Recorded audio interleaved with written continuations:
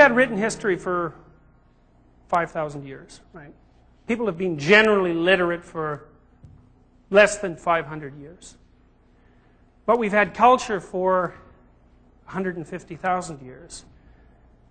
Identifiable culture for at least 25,000. So the vast period of our enculturation was pre-literate enculturation, before we could write down the rules and transmit them. How were they transmitted, assuming we had culture? Well, there's a variety of mechanisms. We have a tendency to see elements of the world in personified form, because most of the interrelationships we have with the world are actually social or interpersonal relationships. So that's basically how our brain is structured. And as we evolved, we developed the capacity to extend our cognitive ability beyond the merely social, to take in the world as such. But the categories that we used to do that were still fundamentally social. Now, the reason the unknown per se is symbolized as feminine is because the critical feature of the feminine, and I don't mean the female individual, I mean the feminine as a category, is its capacity to generate new forms. And the unknown as such is logically and appropriately symbolized by the feminine, because it's the bringer forth of all things, which is to say that the background of existence, the unknowable background of existence, is the thing that generates everything. Paired with that, of course, according to the schema that we've been working with, is the archetype of the Great Father. And the archetype of the Great Father is the archetype of tradition, fundamentally. The great weight of the past. Because as you incorporate your past, the past of your culture, through the intermediation of your parents, you learn routines and rituals for structuring the unknown. Now, those routines and rituals are patterns of action that you use in the world as such, and also complex patterns of action that you use to structure your own interpretations and your own motor output and your own conceptualizations when you're dealing with other people. And so that would be the absorption most fundamentally of your cultural rules. And the fact of those cultural rules and their incarnation in you essentially keeps chaos at bay, which means if two of you share the same cultural structure, assuming you're playing the same game, so to speak, that means that you can each predict each other's responses, which is very, very useful, because that way you can be sure that you can trust the other person. You can more or less infer their goals, because after all, their value structure is similar to yours. And if you can infer their goals, that means you can embody their emotions. So that's the benevolent aspect of tradition, right? The part that protects and shelters you and structures the nature of your being in the face of existential terror and doubt, so to speak. But there's also an aspect of tradition that's terrible, tyrannical. It's the part that marches young men off to war, say, in defense of the structures that it's protecting. It's the part that says, when you're a teenager, wear this and not this, or you'll be the target of mockery for all your peers. It's the part of the structure that crushes the creative life out of you, because the tyrannical aspect of social order doesn't want your creative life, so to speak. What it wants is your obedience, because your obedience is what makes the machine run smooth. And so you're always in an ambivalent relationship with regards to security, to authority. On the one hand, it provides you shelter and what you need and allows you to gain the benefits of literally thousands and thousands of years of cultural evolution. On the other hand, it's the thing that makes you obey or face the painful consequences thereof, which can range from, mere social exclusion and consequent re-exposure to the unknown to truly oppressive practices designed to make you be exactly like everyone else or else. And so you could say, most particularly, again, that's a standard existential problem. It's a problem that's faced by people in every place and in every culture, balancing the appropriate attitude towards culture.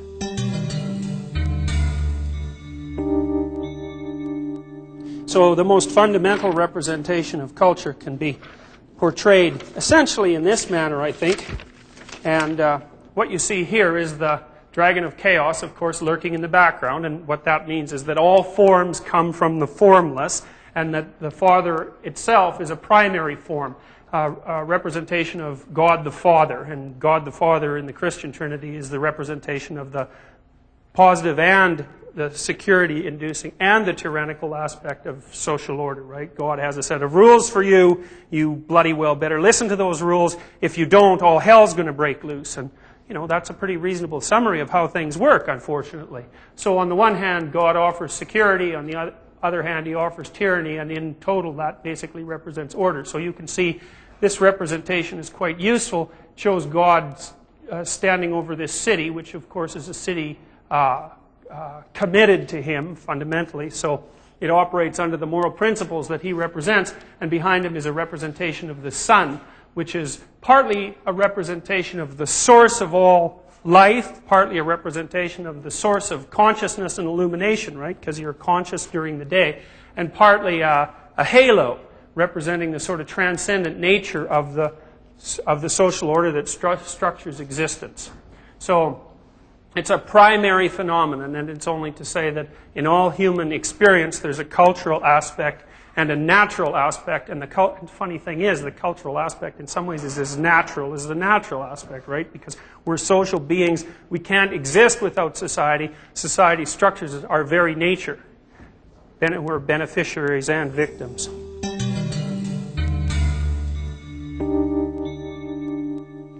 And so then, just as is the case with the feminine, there's two aspects that can be represented metaphorically with regards to the masculine. You can say, well, the secure aspect of social order is the wise king, and you can see a medieval representation of him here, sitting on his throne calmly in a relatively open posture. That means he's ready to listen to supplicants, to people who are coming to talk to him. He's holding an orb with a cross on top of it, which means essentially that he's in control of the world, and that the world is subordinated to something else that's represented by the cross. A wise and just ruler. And then his mirror image here is the sun-devouring king, a very common mythological theme, the father who wants to destroy his son. And there's shades of the Oedipal conflict in that, of course, if you remember your Freud. But basically what it means is this, is that despite the fact that every human being is an offspring of culture by nature, every human being is also in the terrible position of facing the fact that their very individuality is likely to be crushed out of them during the socialization process, and that, in a sense, that's really not avoidable. I mean, if you're subject to really tyrannical socialization, it's obviously a much more cardinal problem, right? But even if you're subject to socialization under normal circumstances, you are still what you are, rather than the manifold things that you could have otherwise been. And just to give you some sense of how dramatic a process this really is, one of the things you should know is that you actually die into your brain. So one of the things you might wonder is, why is it that death evolved? It doesn't really make that much sense from a Darwinian perspective, right? Because you'd make the presupposition that if you could just stick around and father children, say, for 250 years, you'd be doing a lot better job than the poor sap who only lived to be 30. So why is it that you only live to be 70 and really your period of fertility is over, say, by the time you're 40? Why would that be? What's the utility of death? And then you remember, well, the environment's always changing, right, in this chaotic manner that's represented by the Great Mother. Can you change with it?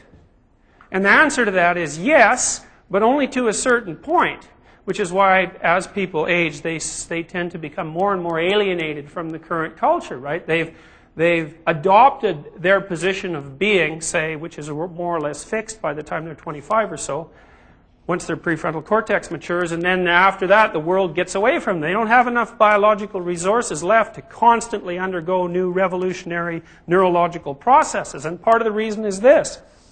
You have more neural connections in your brain when you're first born than you do for the rest of your life, any other time in your life.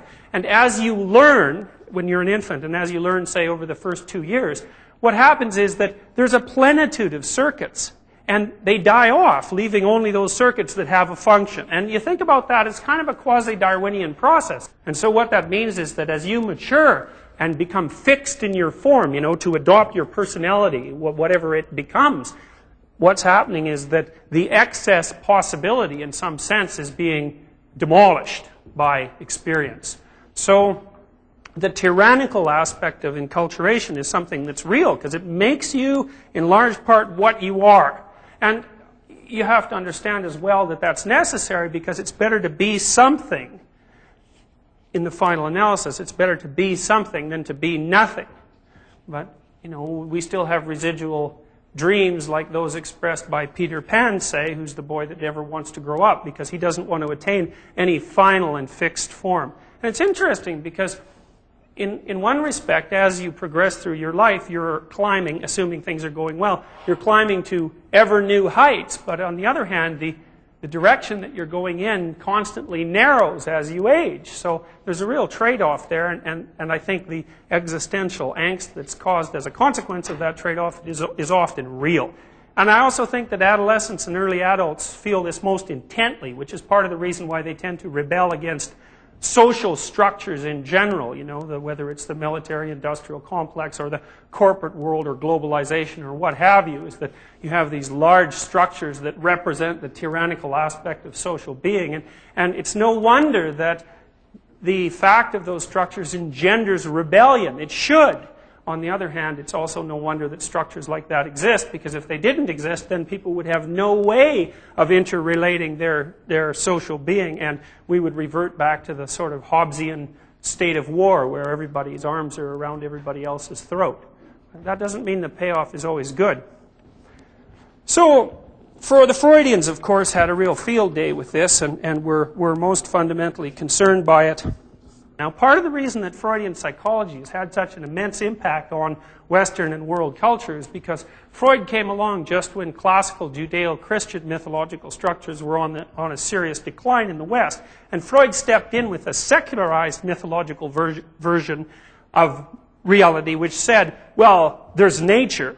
And that's the id, right? That's the wild and untamed impulses that spring up from the animal mind. And there's the ego, which is the individual, who's in many ways a pawn of these id-like forces. And then on top of the ego, crushing it down into the id, so to speak, is the superego, which is the internal and external embodiment of social order and morality. So you can see the mythological substructure underlying Freud. Freud said, well, the ego is always being shaped by the superego, and it's always compulsion. It's don't. It's always no. It's like Old Testament morality, right? In the incarnation of the Ten Commandments. Whatever you want to do, if it feels good, the probability is high that it's immoral from the perspective of the social world. And you can really see this with children, you know. It's really remarkable to watch them, because my sense is, and I don't think this is just because I'm a particularly tyrannical father, is that children often get in more trouble for having fun than they do for any other reason, because their capacity for unbridled enjoyment is so unbridled that it actually poses a threat to orderly structures. So, you know, if a child really gets in an active mood and is playing a very active game, I mean, especially if they're somewhere between, say, 3 and 5, they can tear your house to shreds in no time flat, and you're always following them around going, no, quiet down, don't do that. And, you know, they're smiling away and they're happier than any adult you're ever going to see in your entire life, and you're doing everything you can to push them down so that they can sit quietly and read a book or whatever it is you think they should be doing. And that's really nasty and horrible, but by the same token, it's absolutely necessary, because if they don't learn to bring their impulses, even their impulses, their ludic impulses, right, their impulses to play, under control, then nobody else can stand them. And if they don't get access to the resources that are in the social world, man, they have one dismal life laid out in front of them. So anyway, so that's an early description of the genesis of the conflict, say, between the ego and the superego. And I just wanted to point that out, because it's not just sex and aggression that gets regulated, right? I mean, we can understand why that might happen. But it's also playfulness and creativity and spontaneity and all the things that we associated with the joy of being that the terrible, tyrannical social structure puts a clamp on. So Jack Panksepp, for example, has recently demonstrated that children, boys, because it's usually boys, who have attention deficit disorder, which is generally diagnosed in the schoolroom, do much better if they're placed on methylphenidate, which is a kind of amphetamine, fundamentally. But normal kids do better on amphetamines too, by the way. They can focus more, and they can pay attention more. Mostly what methylphenidate does is suppress play.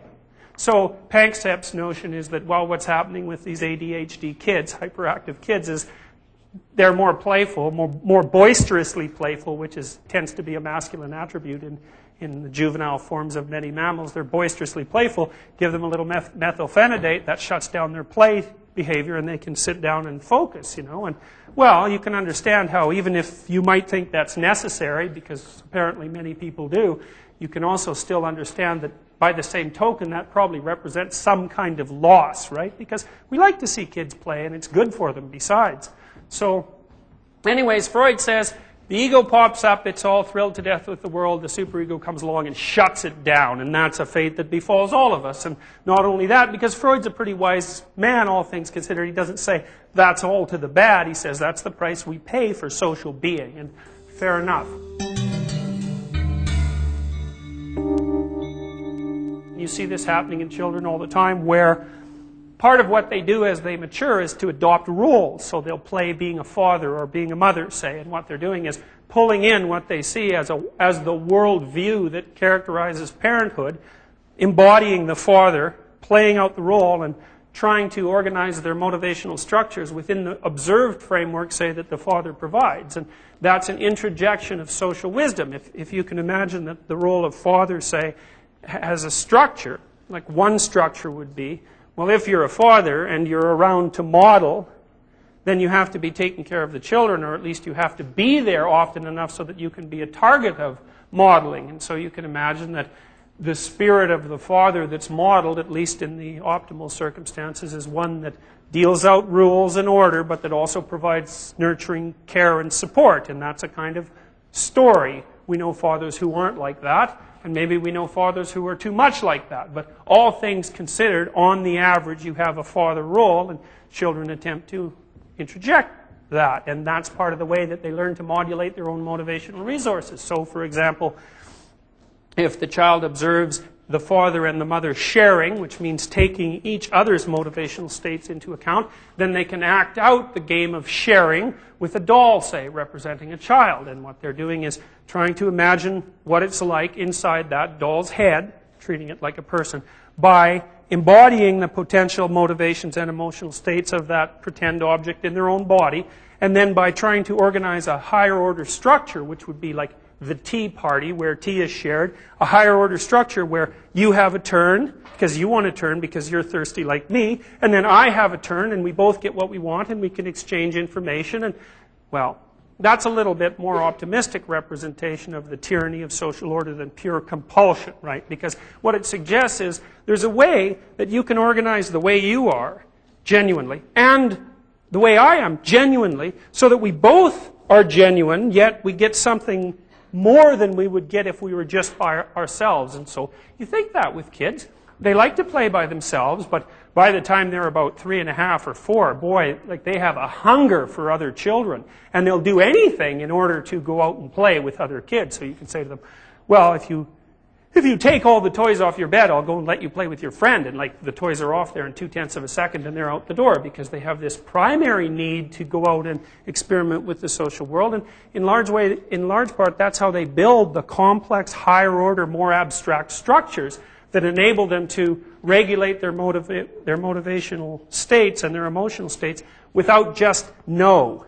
It's a more sophisticated way of doing it, right? It's better to play a game with someone than to engage in a battle of wills with them, because then there's no compulsion, there's just mutual participation. And that's critical, because one of the things that the notion of the tyranny of the social order brings up as a question is, all right, so you have to take part in society, right? You have to take your part in the social world. Yet, the social world wants its pound of flesh, or its 60 pounds of flesh, depending on where you live. On the one, so you're damned if you do, so to speak, and you're damned if you don't. What do you do as a consequence of facing that challenge? And so you remember with the Great Mother, with chaos and the unknown, the way you meet the challenge is to understand that the things you don't understand are dangerous and frightening, and that if you encounter them, they can hurt you, and that this is real. But you don't run away all the same, right? If you're trying to get somewhere and things you don't understand happen, you can't shut yourself down. You have to explore cautiously and try to gain new knowledge.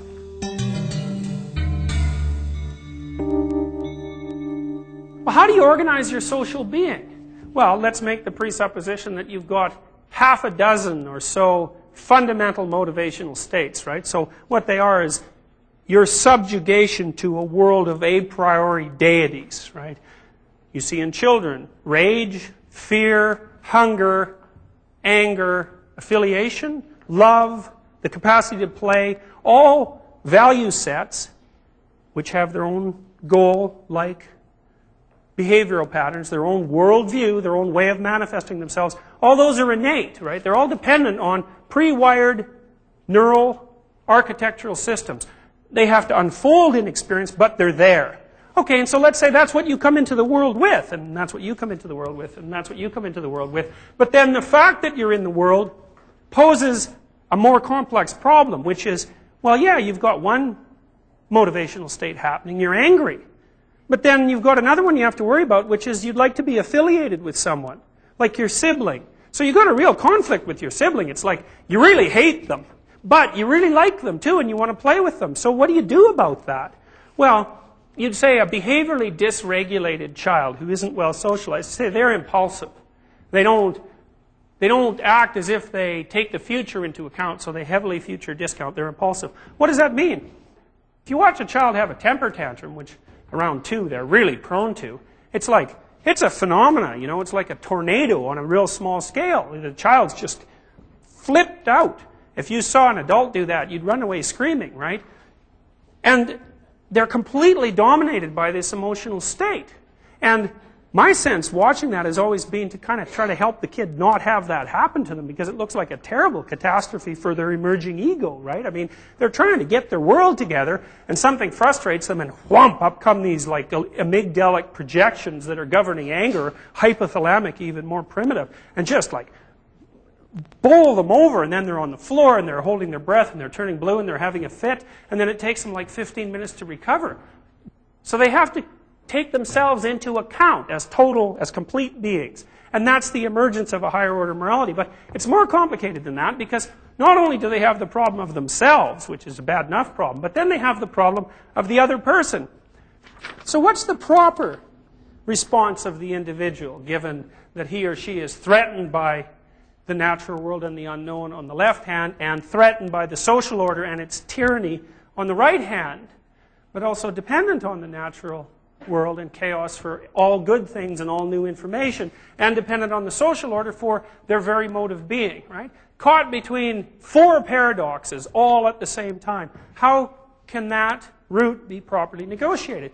Well, then you can look at hero mythology. And the most common plot, and I would say in some ways the only plot, although there are variations of this that are endless, romantic variations or adventure story variations or variations of failed heroic endeavor, still the only plot goes something like this.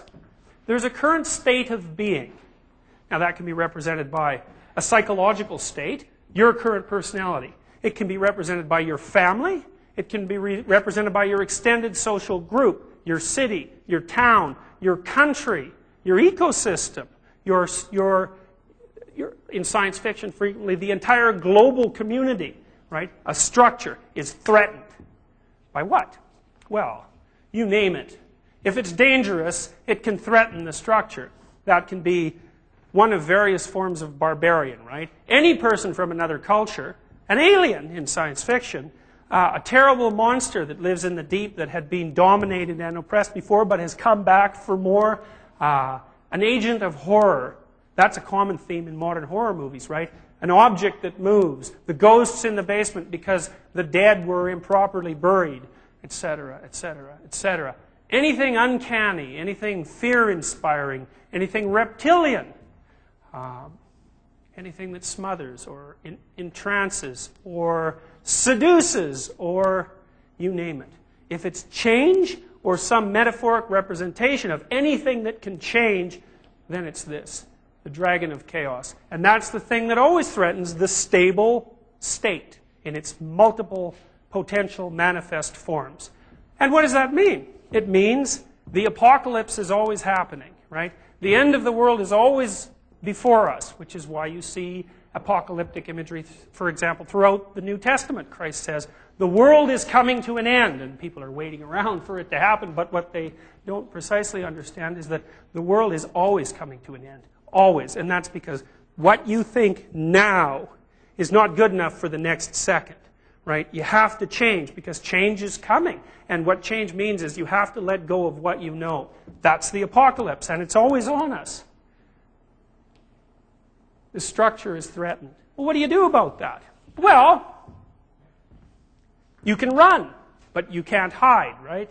That's the theory. And the reason for that is that even if you are unwilling to face the threat that's right in front of you, no matter where you run to, that threat's going to be there. So you see in the case of an agoraphobic woman who starts to run away from the shopping mall when she has heart palpitations, that then she runs away from the subway, and then she runs away from taxis, and then buses, and then other people, and then finally she's at home and there's nowhere to run, but her heart's still palpitating, and the fear of death is still on her, and there's no place to go. So hiding isn't much of a help. Or you can pretend that the chaotic thing isn't there and refuse to change. But all that does is make the threat bigger and bigger and bigger and bigger. So just like, simply put, well, say you only have $100 in the bank and you have a $110 telephone bill and you think, well, I'd like that $100. I'm not going to pay that telephone bill. It's just a little threat, right? But then you don't pay it, and the next month it's a $125 telephone bill, and then they slap a $50 charge on you, and then they cut off your phone, so then you don't have a phone, then you miss a job appointment, and that's not so good, and then it's $250 to pay your phone bill and another $200 to get it hooked back up. And then your credit record goes all to hell because you haven't paid any of that, then you can't buy a house when you're 25. And you think, kind of weird, eh? Little bitty chaos turns into a great big monster. And partly that's because everything that looks separate from everything else isn't. It just looks that way. And when you ignore anything, especially if it's impeding your progress, you know it's impeding your progress, you know you have to deal with it, step away from it and see what its true nature really is. So you can hide and you can not change, or you can pretend that the threat doesn't exist. But in the final analysis, that just stores up the catastrophe for later.